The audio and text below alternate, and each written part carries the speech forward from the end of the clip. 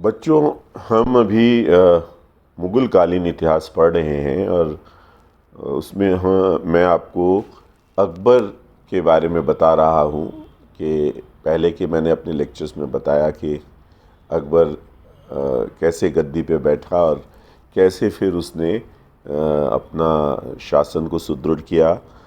उसकी अकबर की प्रशासनिक व्यवस्था, अकबर का मनसबदारी व्यवस्था, अकबर के धार्मिक नीति, इन सब के बारे में हमने चर्चा की। आज हम एक मुग़ल कालीन इतिहास के एक बहुत ही महत्वपूर्ण टॉपिक पर चर्चा करेंगे और वो है मुग़लों की राजपूतों के प्रति नीति। उसमें मैं आज अकबर की राजपूतों के प्रति नीति के बारे में बताऊंगा कि उसकी राजपूतों के प्रति क्या नीति थी। देखिए, जब बाबर आया और बाबर के बाद हुमायूं और हुमायूं के बाद जब अकबर ने गद्दी संभाली, तो ये चीज़ मुग़लों को अच्छी तरह से उनको ज्ञात हो गया था कि बिना राजपूतों के सहयोग के या उन्हें अधीन किए हुए मुग़ल साम्राज्य में स्टेबिलिटी या स्थायित्व नहीं आ सकता, ना ही वो सुदृढ़ हो सकता है। अब आप ये पूछेंगे कि ऐसा क्यों, तो विस्तार से हम चर्चा बाद में इसकी भी करेंगे, इन पहलुओं पे भी डालेंगे, लेकिन मोटे मोटे तौर पे देखिए, बात ये है कि मुग़ल जब आए और उन्होंने आकर अपना जब साम्राज्य स्थापित किया, तो उत्तर भारत में उस वक्त जो सबसे महत्वपूर्ण जो शक्ति थी वो थी राजपूताना राज्य। वो चाहे मेवाड़ हो, चाहे मारवाड़ हो, चाहे जयपुर घराना हो। और राजपूत जो कम्युनिटी थी, एक मार्शल कम्युनिटी थी।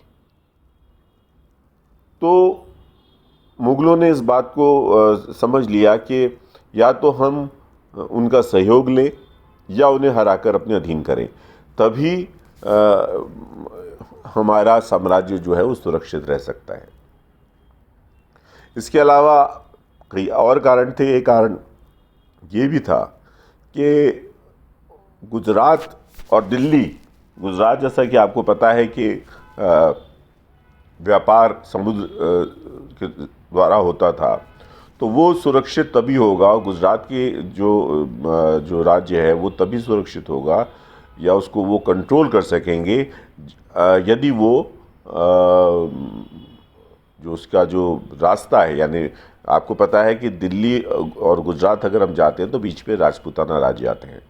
तो उनको था कि जब तक हम राजपूताना राज्यों को अपने बस में नहीं करेंगे या उनको अपने अधीन नहीं करेंगे या उनका सहयोग नहीं लेंगे, तो गुजरात को भी कंट्रोल करना मुश्किल हो जाएगा। तो ये दूसरा इसका बहुत प्रमुख कारण था। तो जब हम राजपूत नीति की बातें करते हैं तो हम देखेंगे, अभी तो हम अकबर की बात करेंगे और उसके बाद फिर जब आगे कैसे जहांगीर और उसके बाद शाहजहां और औरंगज़ेब, उनकी क्या नीतियां थीं और क्या उन्होंने उसमें बदलाव हुआ और उसके क्या अंततः परिणाम हुए, इन सब पर भी चर्चा करेंगे, क्योंकि ये बहुत इम्पॉर्टेंट है ये समझना कि अकबर और उसके बाद बाकी जो बादशाह थे उनकी और जो राजपूतों के प्रति नीति थी वो उससे मुग़ल सल्तनत को कैसे उस पर असर पड़ा जब वो नीति में बदलाव हुए। तो ये सब हम इसकी चर्चा भी बाद में भी करेंगे। तो आज हम अकबर की राजपूत नीति के बारे में बात करेंगे। तो अकबर की जो राजपूत नीति थी उसको हम 3 चरणों में विभक्त हम उसको कर सकते हैं। पहला जो था वो 1570 तक हम पहला चरण मान सकते हैं, जिसमें अकबर ने दिल्ली सुल्तानों की नीतियों का अनुसरण किया। उसके बाद जो दूसरा चरण आया उसमें राजपूतों के साथ दोस्ती उसने बढ़ाने का प्रयत्न किया और तीसरे चरण में अकबर ने मुस्लिम कट्टरपंथ से अपने आप को अलग किया। राजपूतों के साथ अकबर को लेकर कई विवाद भी हुए कुछ का तर्क है कि अकबर ने एक ऐसी व्यवस्था शुरू की जिसमें धर्म के आधार पर सार्वजनिक नियुक्तियों में कोई भेदभाव नहीं रखा जाता था। दूसरा ये तर्क भी देते हैं कि साम्राज्य के विस्तार के लिए अकबर ने राजपूत शक्ति का उपयोग किया और उन्हें एक दूसरे के खिलाफ लड़ाया ताकि एकजुट होकर वह साम्राज्य के लिए खतरा नहीं पैदा कर सकते। ये भी कहा जाता है कि अकबर की राजपूत नीति जमींदारों और लड़ाकू जातियों को आपस में अपने में मिलाने की उसकी नीति थी। इसमें राजपूत और अफगान दोनों शामिल थे। खैर, जो भी हो, राजपूतों की स्वामी भक्ति जगत प्रसिद्ध थी। वे दरबार के अंदर और बाहर एक महत्वपूर्ण आधार स्तंभ साबित हो सकते थे। 1557 में ही अकबर के मन में राजपूतों की स्वामी भक्ति की इच्छा पड़ गई थी और आमेर के राजा भारमल के नेतृत्व में राजपूत सेना ने अकबर के प्रति अपनी निष्ठा व्यक्त की थी और इसका परिणाम ये हुआ कि 1562 में भारमल की पुत्री का विवाह अकबर से हुआ। इस तरह वैवाहिक संधियां पहले भी हुआ करती थी। ये शादियां राजनीतिक समझौतों की उपज थी।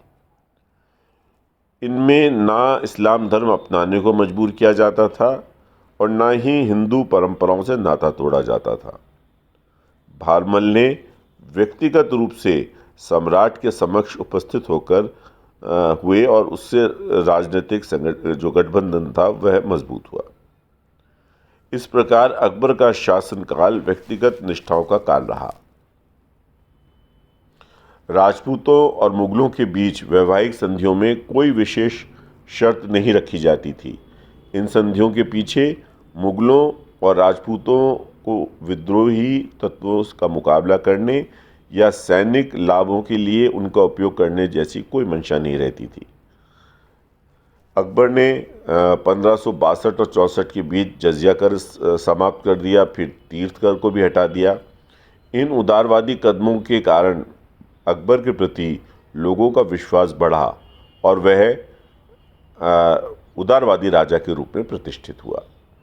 अब इसके बाद अगले उसमें मैं आपको जो उसके चरणबद्ध जो है उसके बारे में, जो राजपूतों की नीति, उसके बारे में हम विस्तार से और चर्चा करेंगे।